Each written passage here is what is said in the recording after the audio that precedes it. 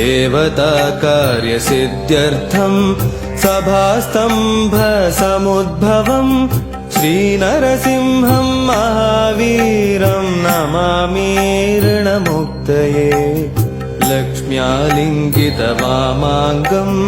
भक्तानां वरदायकं श्रीनरसिंहं महावीरं नमामि ऋणमुक्तये आन्त्रमालाधरं शङ्खं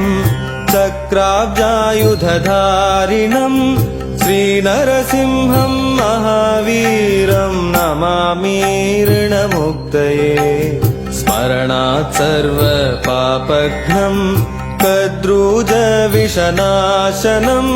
श्रीनरसिंहं महावीरं नमामि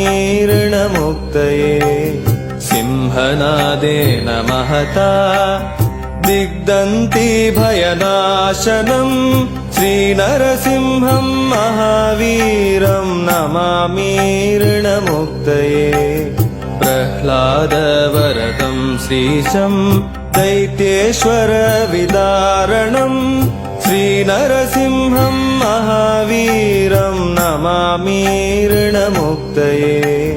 क्रूरग्रहैः पीडितानां भक्तानामभयप्रदं श्रीनरसिंहं महावीरं नमामि ऋणमुक्तये वेदवेदान्तयज्ञेशं ब्रह्मरुद्रादिवन्दितं श्रीनरसिंहं महावीरं नमामि ऋणमुक्तये यद्